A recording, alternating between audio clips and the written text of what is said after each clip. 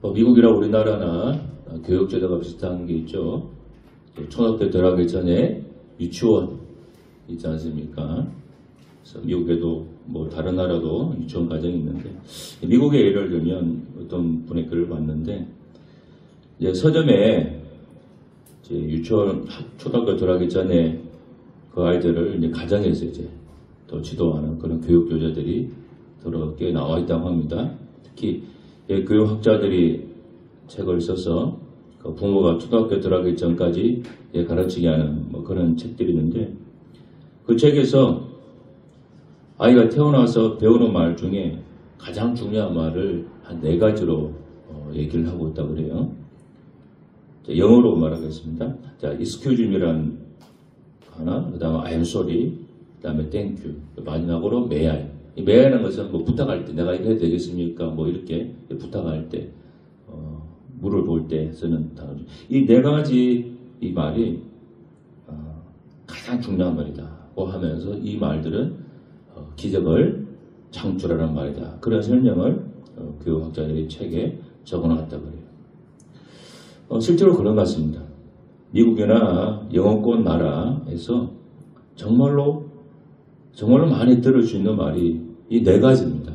Thank you, I'm sorry, 그 다음에 excuse me, 혹은 may I. may는 뭐 좀 못 들을 수 있는데 이 3가지는 정말로 많이 들을 수 있습니다. 저도 오래전에 뉴질랜드에서 한 1년 가까이 지낸 적이 있는데, 근데 여기에서 생활할 때 저도 피부가 닿게 정말 느낀 겁니다. 제가 제일 많이 들었던 말이 I'm sorry하고 thank you입니다. 예를 들어 길을 가다가 사람 붐비는 말은 지나가다가 모르면 어깨에 이렇게 착 부딪히고 스치고 지나갈 수 있잖아요. 우리나라 어떻게 합니까? 그냥 부치고 지나가면 크게 부치 아닌 이상은 그냥 부치면 뭐 그냥 부딪혔나 보다 하고 그냥 지나갑니다. 뭐 사람 뭐 걷다 보면 그럴 수 있지. 그냥 지나갑니다. 근데 영어권 제가 이거 외국 살 때 보면요, 나도 뭐 실수로 부딪힐 수 있죠. 그러면 저는 익숙하지 않으니까 한국적인 습관 때문에 뭐 그냥 뭐 눈치 다 보고 넘어가려고 하는데, 그 상대방 외국인은 꼭 I'm sorry라는 말을 해요, 그 사람. 그리고 조그마한 것도 우리 그냥 뭐 고마운 거 있지 않습니까? 예를 들면 뭐 연필을 빌려달라고 연필 같은 거 빌려주면 우리가 그냥 주고 받으면 그냥 뭐 넘어갈 수 있는데, 아무리 사소한 거라도 외국 사람들은 땡큐라는 말 정말 하더라고요. 그걸 제가 정말 귀에 못이 박힐 정도로 정말로 가정에서 말하는 건데 많이 들었습니다. 그 다음에 익스큐즈라는 말, 실례합니다라는 말. 우리 대화하다가 우리는 상대방 말을 못 들으면 뭐라고 이렇게 하잖아요. 뭐 이렇게 말하죠. 우리는 잘 못 들으면. 근데 영어권에서 그렇게 하지 않더라고요. 그럼 뭐 이렇게 하는 말이 있는지 모르겠는데, 제가 얘기하다가 제가 하는 말을 잘 못 알아들으면 익스큐즈 이렇게 해요. 뭐라고? 이게 신랑도 이렇게. 그게 우리 말은 뭐라고요 같은 거예요. 근데 꼭 그렇게 상대방에 대해서 존중하는 표현이죠. 그런 식으로 하는 말 제가 들었습니다. 그것이 어릴 때부터 학교에서 그 말을 가르쳐요. 가르치고 몸에 배했기 때문에 그 사람들은 누가 뭐라고 하잖아요. 그 습관적으로 그게 나오더라고요. 뭐 그렇다고 영권 사람들이 뭐 다 사람 뭐 땡큐 봐야 하니까 사람 다 좋고 뭐 그거 얘기는 아닌데, 그런 말의 습관, 그 얘기를 제가 드리는 겁니다. 뭐 이거는 제가 배울 점이라고 생각해요. 그래서 미국이라는 나라가 지금도 여전히 세계 최대 강국입니다. 요즘 뭐 트럼프 때문에 전 세계적으로 뭐 미국 욕을 먹고 뭐 이쪽으로 하긴 하지만, 그럼에도 불구하고 미국이 세계 최대 강국이죠. 그래서 미국 눈치 보잖아요. 미국 눈치 안 보는 나라가 어디 있어요? 다 눈치 보죠. 미국이라는 나라가, 미국에 사는 제 친구들 들어보면 내부적으로 문제가 많습니다. 마약 문제, 펜타닐 문제, 여러 가지 문제가 동성애 문제부터 해서 문제가 많습니다. 제 친구들이 들어보면. 그럼에도 불구하고 여전히 아직 미국이라는 나라가 세계 최강국인 것도 분명하고, 그리고 미국이라는 나라가 또 정말로 그동안 많이 복을 받은 나라이기도 하죠. 그렇게 많이 축복받은 나라가 된 원인이 어디에 있을까? 그 중에 하나, 어떤 목사님이 그 얘기해요. 미국이라는 나라가 전 세계 어디에도 없는 하나님께 감사하는, 감사하는 것을 국가 공일로 정해서 추수감사절로 지킨 나라는 미국에는 없다는 거예요. 하나님 은혜 고맙습니다. 그래서 그거를 하나의 국가 공일로 딱 정해서 추수감사절로 지키는 나라는 미국에 없습니다. 그 11월 달에 미국에 추수감사절 있죠. 그 추수감사절 끝나면 그 다음부터 블랙 프라이데이라고 그래서 쇼핑 주간으로 쫙 들어가잖아요. 그래서 하나님 은혜 감사해서 감사절을 국가 공휴일로 정해 지키는 아마 그런 나라가 되어서 미국이라는 나라가 이렇게 어쨌든 간에 큰 복받은 나라가 된 게 아닌가 뭐 그렇게 해석을 하는데 뭐 나름대로 일리가 있다고 생각을 합니다. 이 기독교적 관점에서 보면은 충분히 그럴 수 있겠다 하는 생각이 듭니다. 정말 여러분 감사라고 하는 것은 정말 대단히 중요합니다. 피할 수 없는 하나님이라고 하는 책의 저자인 이 데이비드 소프라고 하는 박사님, 이분 목회자이기도 한데 이분이 그런 얘기를 했습니다. 감옥하고 수도원을 이제 비교해서 이분이 연구한 적이 있는데 이 소프 박사가 보기에는 감옥하고 수도원이 별다르게 차이가 없다고 하는 것입니다. 자, 차이가 없는데 환경의 차이입니다. 환경의 차이가 별로 없는데 그러면 삶의 만족도는 어떨까? 그런 비교를 해보니까 삶 만족도도 비슷하다 그래요. 실제로 연구 결과에 보니까 수도원과 교도소의 생활은 정말로 예상보다 너무나 비슷하다고 하는 거예요. 그러나 이 삶의 만족도, 행복감은 또 차이가 나더라고 하는 것입니다. 어떤 죄수들은 수도사만큼 행복했고 또 어떤 수도사들은 또 죄수만큼 불행했다고 하는 것입니다. 환경이 똑같은데 이 차이가 어디서 나느냐. 이 박사님이 내려온 결론 해답은 이겁니다. 바로 감사라고 하는 거예요. 감사 외에는 그 어떤 조건도 이분은 발견할 수가 없었다고 합니다. 이분의 얘기입니다. 교도소에서도 감사하는 죄수는 수도원처럼 지낼 수 있고 또 수도원에서도 감사하지 못하면 교도소처럼 지낸다. 이것이 이분의 결론입니다. 저는 참 맞다고 생각합니다. 그래서 감사라고 하는 것은 축복을 불러오는 통로가 되기도 하지만은 감사하는 마음이 없고 대신에 우리 마음속에 불평이나 불만 이런 것을 품고 있게 되면은 우리는 하늘의 축복을 받을 수가 없다고 하는 사실입니다. 제가 신학교 다닐 때 소망교회, 강남에 있는 소망교회 올로 목사님이신 곽선희 목사님 이분의 강의를 제가 2학기를 들은 적이 있습니다. 이분은 굉장히 입담도 재밌고 들을 게 굉장히 많아요. 현장에서 목회하신 분이니까 이제 목사가 되는 후보생들에게는 배울 점이 많아서 제가 이번에 강의를 2학기 동안 들은 기억이 있습니다. 근데 이분이 곽선희 목사님이 북한 출신이세요. 고향이 북한입니다. 제가 정확한 기억은 안 나는데 하여튼 고향이 북한이라 또 친척도 북한에 계시고 그래서 북한에 대한 애정이 많습니다. 그래서 소망교회가 워낙 또 강남에 유명한 교회가 부자교회니까 북한에다가 건물도 지어주고 뭐 구호 물품도 많이 갖다주고 또 뭐 좋은 일을 많이 했어요. 그래서 이분 얘기가 이분은 북한의 명예 명예 시민권인가 시민증인가 그게 있다고 그러시더라고. 근데 이분이 이제 학교 중에 북한을 다녀올 때가 있어요. 뭐 여러 가지 일 때문에 북한 다녀오면은 꼭 북한 다녀온 얘기를 아주 재밌게 얘기해 생생하게 얘기해 주십니다. 그러면 TV나 뉴스에서 안 나오는 그 얘기 실제로 해주시는 거 뭐 재밌거든요. 그거 다 듣고 있는데 한 번은 그 얘기 하세요. 이번에 북한에 정말 오랫동안 좋은 일을 많이 했습니다. 정말로 구호 물품부터 제기해서 정말 많은 돈을 들여서 좋은 일을 아주 많이 했어요. 뭐 홍수가 나면은 필요한 음식들 많이 갖다 주고 또 누가 무슨 병이 창궐하면 약품 같은 것도 어떻게 해서 갖다 주고 또 학교도 짓고 이런 식으로 병원도 지어주고 그런 식으로 많이 했는데 이분이 목사님이 그렇게 오랜 세월 북한에게 도움을 줬는데 이분 얘기입니다. 자기가 단 한 번도 북한 사람들한테 감사합니다. 그 얘기를 들은 적이 없대요. 한 번도 들은 적이 없다고.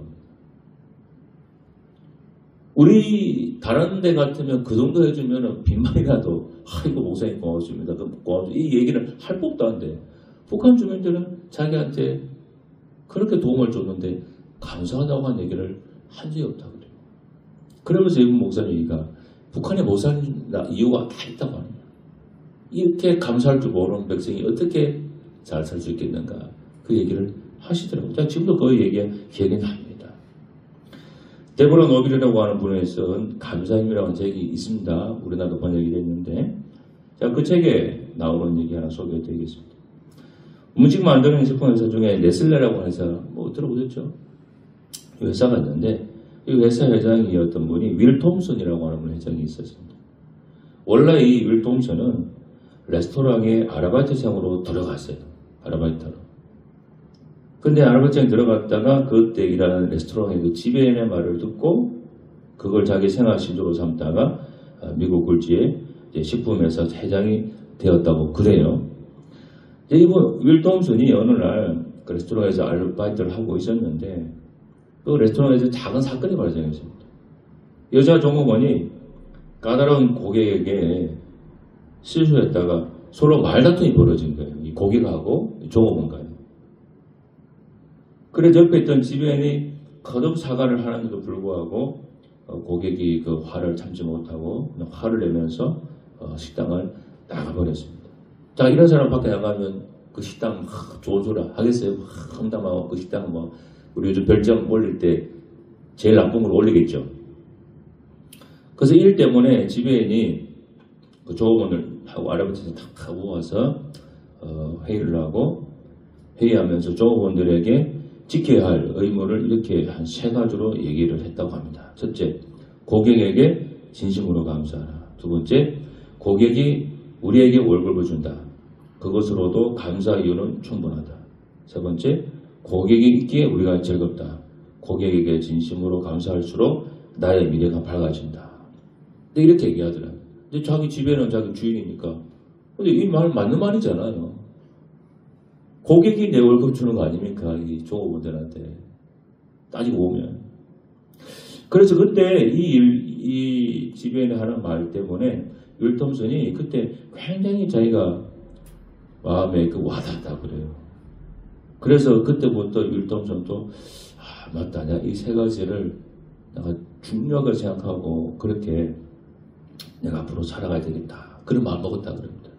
그래서 이 윌 톰슨이 그 레스토랑에서 아르바이트생 하다가 그다음에 종업원 직원을 하다가 나중에는 부지배인이 되고 부지배인 하다가 그러다가 네슬레 회장이라고 하는 그 자리까지 올라갔다 그래요. 윌 톰슨이 이런 얘기를 했습니다. 내가 만약에 불평하고 불만하고 지냈다면 저는 지금까지도 불평과 불만만 하는 인간이었을 것입니다. 그러나 그날 지배인이 감사하라는 교훈을 마음에 받아들였기 때문에 지금 제가 이 자리에 있습니다. 감사가 나를 축복해 준 것입니다. 이런 고백이었습니다. 물론 이번에 뭐 다른 재능이나 다른 요인도 있겠죠. 근데 감사라고 하는 걸 하나 얘기할 때 그렇다고. 그래서 우리 삶에서 이 감사라고 하는 이 태도가 굉장히 중요합니다. 제가 예전에 라디오 프로인가요? 듣는데 라디오 프로에서 미국의 이민간 여자분 얘기를 한 게 제가 굉장히 지금도 기억이 납니다. 갑자기 기억이 나요. 어떤가 하면 미국에 옛날에 우리 초창기에 60, 70대를 때 미국이 아메리칸 드림이라고 해서 이민을 많이 갔잖아요. 그래서 가서 정말 식당 허드레일고 또 온갖 그 밑바닥 일을 하면서 미국에서 아메리칸 드림을 이루기 위해서 사랑을 하고 있는 일이 많은데 이미 1세대죠. 근데 그 1세대 가운데 어떤 여자분에 가서 정말로 밑바닥에서부터 생활하는 건 식당에 설거지 그냥 서빙하는 것도. 그러다가 이분이 나름 성공한 사람 되는데 영어도 못해요. 그래서 이 할머니 됐어요. 당신이 이렇게 성공한 미국에서 이렇게 공부도 못하고 영어도 못하는 했는데 성공한 이유가 뭐냐? 그랬더니 이분이 딱 2가지. 난 내가 할 줄 아는 건 2가지밖에 없다 그랬대. 뭐냐? 암소리하고 땡큐.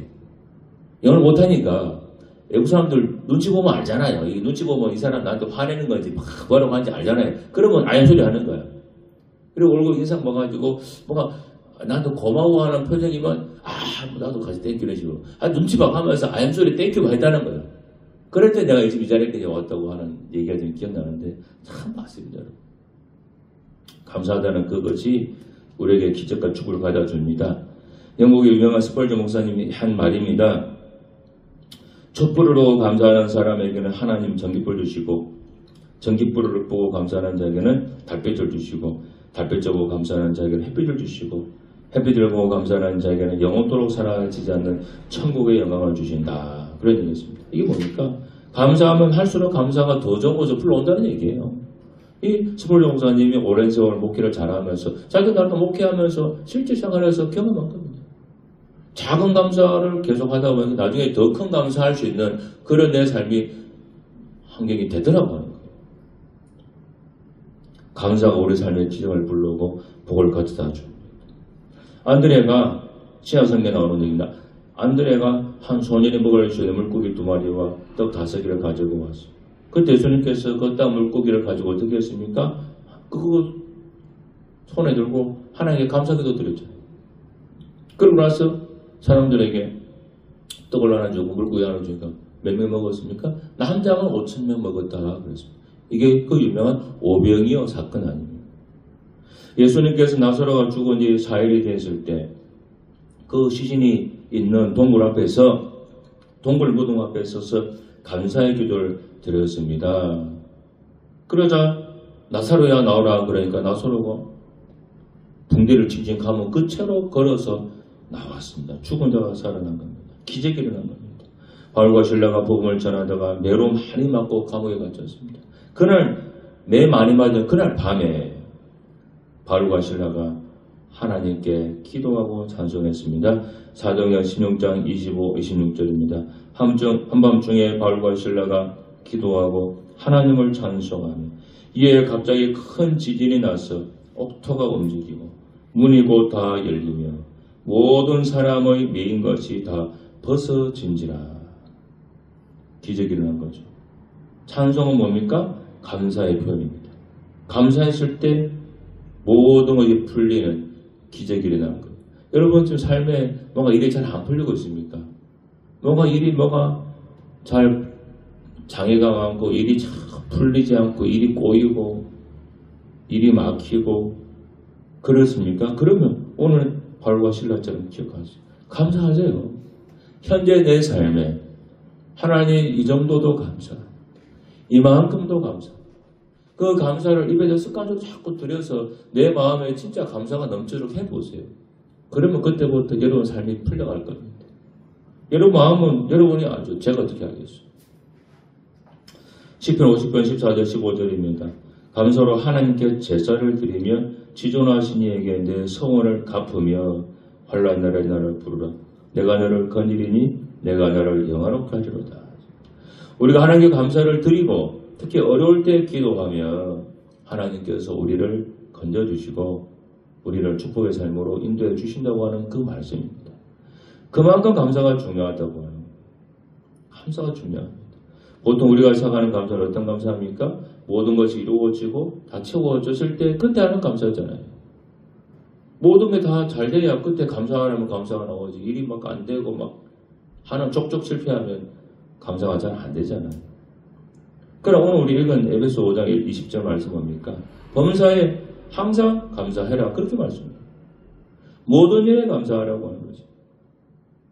이스라엘 백성을 출애굽시킨 지도자 모세가 가나안 땅을 바로 눈앞에 두고 모압 평지에서 이스라엘 백성들에게 중요한 하나님 말씀을 전합니다. 신명기 8장 13절 14절입니다. 내 소와 양이 번성하며 내 은금이 정식되며 내 소유가 다 풍부하게 될 때에 내 마음이 교만하여 내 하나님 여호와를 잊어버릴까 염려하노라. 가나안 땅에 들어간 이스라엘 백성처럼 모든 것이 갖추어지고 넉넉해질 때 우리는 감사할 것 같지만 반대로 모든 것이 풍족할 때 감사가 결코 쉽지 않다고 모세가 경고하고 있는 거예요. 너희가 가나안 땅 들어가서 이제 정착을 하고 집도 짓고 뭐 다 해서 모든 것이 풍부하게 될 때, 모세가 경고가 풍부하게 될 때 하나님을 잊어버릴까 내가 염려한다 그랬어요. 그 사람의 그 어떤 마음을 정확하게 꿰뚫은 거죠. 어려 풍족해지면 감사할 것 같죠. 그러지 않습니다. 제가 목회하면서 더러 만나는 교인들이 있습니다. 어떤 교인이냐, 목사님, 제가 나중에 사업에서 성공하면 제가 막 성교 많이 하고 막 어떻게 하고 막 그렇게 하는 분들 제가 더러 만나요. 그러면 당연히 그러셔야죠. 실제로 그렇게 해서 그렇게 하는 분도 있겠죠. 그런데 제가 그런 말을 할 때 어떻게 하는가 하면 너무 말씀 감사하고 그렇게 하시는 건 너무 고맙습니다. 그러나 지금부터 조금씩 하시라고 제가 부탁을 드려요. 왜? 지금부터 해야 나중에 내가 그런 자리에 갔을 때 하기가 수월하지. 지금은 형편이 어려서 못하고 있다가 나중에 잘 되면 할 수 같지만은 사람이 그렇게 쉽게 잘 안 됩니다. 그러니까 조금씩이라도 지금부터 하는 습관을 기르라. 제가 그 얘기를 합니다. 그게 중요해요. 지금부터 여러분 감사를 많이 하시고 지금부터 마음을 감사로 많이 채워나가야 진짜 나중에 여러분 성공할 때 그때 여러분 하나님께 감사할 수 있습니다. 미국의 추수감사절이 정해진 때는 어떤 때인지 아십니까? 모든 것이 풍족했을 때가 아니라 진짜 어려웠을 때 그때 추수감사절이 시작이 되었습니다. 영국의 청교도들이 있습니다. 영국에서 종교받기를 피해서 자유롭게 신앙생활하고 싶어서 그 당시 미국이라는 나라 근데 그때는 신대륙이었거든요. 그 미국이라는 나라를 대세를 건너서 미국으로 많이 이렇게 이주를 갔습니다. 거기 가서 새롭게 신앙생활을 잘 하고 싶었어요. 그 청교도들이 영국의 남해 한 폴리머스 항구에서 1620년 8월 5일, 지금으로는 8월 15일입니다. 그 당시는 8월 5일이었습니다. 8월 5일 스피드웨이가 메이플로우를 타고 미 대륙을 향해 출발했습니다. 그러나 저번에 배가 고장이 나서 다시 돌아오게 됩니다. 그리고 한 달 후에 1620년 9월 6일에 그때는 메이플로우 이 한 대만 출발합니다. 25명의 선원과 102명의 청교도들이 승선하여 미국 버지니아를 목적으로 다시 출발을 했습니다. 그때 남자 78명, 여자 24명 등 102명의 청교도 신앙인들이 출발했는데 항해 도중에 한 명이 사망하고 한 명이 태어났습니다. 그리고 그해 1620년 11월 11일 버지니아 대신 미국 동북부에 있는 매사추세츠 케이프 카드 해안가에 도착했고 그곳에서 5일간 주를 답사한 뒤에 11월 16일 현재의 그 플리머스에 정착을 하게 됩니다. 청교도의 개척자들이 무사히 신대륙에 도착을 했지만 너무나 어려운 일이 많은 겁니다. 도착한 지 11월 중순이라고 그랬죠. 근데 11월 중순 도착하니까 추위가 시작이 되고 막 겨울에 눈보라같이 혹독한 추위, 그다음 질병, 또 식량의 부족, 또 그 당시 원주민들 문제, 또 집도 없죠. 당연히 뭐 완전 집이 있겠죠. 집도 없죠. 너무나 이 상황이 절박하고 어려웠습니다. 그래서 그 해에 1620년부터 그 다음에 1621년 겨울을 지내는 그때 2, 3개월 동안에 100여 명이 도착했는데 절반 이상의 사장을 떠났어요. 이 추위와 여러 가지 그런 것 때문에. 그래서 남은 사람 50명 정도 남았어요. 그리고 그들 중에 이 50명 중에 대다수도 막 병들어서 고통받고 있고 신경이 쇠약해지고 건강한 사람은 5명밖에 없었다고 그래요. 따뜻한 봄이 찾아오고 그나마 생겨난 이 청교도들이 땅을 개간하고 씨를 뿌렸습니다. 그래서 그 해 가을에 그래도 추수를 하게 되었습니다. 정말로 넘치는 추수는 아니었지만 그래도 그 해에 추수를 하게 되었습니다. 그리고 이 청교도인들이 하나님께 눈물로 감사했습니다. 102명이 와서 절반밖에 못 살았지요. 절반은 죽었지만 그래도 이 땅에 미지의 땅에 와서 이렇게 추수했습니다. 그래서 그 추수한 것 중에 제일 좋은 걸 막 골라가지고 하나님께 올려드렸습니다. 1661년 가을에 첫 추수 감사 예배를 드렸다고 그래요. 그리고 그들의 기도 중에 이런 기도가 있었습니다. 우리는 대생활을 건너와 여러 친구들을 잃었습니다. 그러나 하나님은 우리에게 기대했던 것보다 더 많은 것을 주셨습니다. 하나님 은혜에 감사하며 하나님께 첫 열매를 드립니다. 그렇게 기도했습니다. 1759년 미국 초대 대통령이었던 조지 워싱턴이 이날을 국가기념일로 선포했고 추수감사절은 지역마다 날짜가 제각각이었는데 링컨 대통령에 의해서 11월 넷째 주 목요일로 통일이 됐다 그래요. 여러분, 감사하라고 하는 것은 풍족할 때만 드리는 것이 아닙니다. 오히려 부족할 때 드리는 거예요. 이 청교도인들이 정말로 힘들고 어려운 그 상황, 그때 하나님께 감사했던 그 추수감사가 지금까지 이어져 오고 있는 것이고, 그때 시작된 감사 때문에 미국이라는 나라가 얼마나 좀 잘 살아나가야 되겠습니까? 저는 그래서 미국이라는 나라가 지금도 그렇게 많이 부패했고 했지만 그래도 그 밑바탕에는 기독교적인 가치관이 그래도 흐르고 있습니다.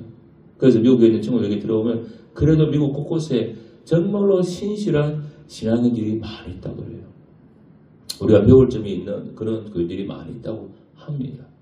여러분 삶이 앞으로 더 잘 풀리기를 원하시죠? 저도 그렇습니다. 저도 매일 기도합니다. 하나님, 제 삶이 좀 잘 풀리게 해주십시오. 좀 해그리 기도합니다. 그렇게 되고 싶고요. 그러려면 어떻게 되겠습니까? 하나님께 감사하세요. 성경이 가르쳐 주잖아요. 현재 내 삶에 지금 내 형편 이 상황에서도 하나님께 감사를 드리고 감사가 습관이 되도록 자꾸 여러분 스스로를 마음을 좀 고쳐 나가십시오. 그렇게 하다 보면 길이 하나 둘 열리면서 저는 모든 것들이 잘 될 거다. 그렇게 확신하고 있습니다. 꼭 그렇게 감사하는 우리 모든 교인이 되기를 바랍니다. 할렐루야. 하나님 아버지 고맙습니다. 감사하면 기적이 일어나고 감사하면 축복이 찾아옵니다. 우리 애건교 교인들이 정말 감사하는데 열심히 성도가 되게 하여 주옵소서. 예수님 이름으로 기도드립니다. 아멘.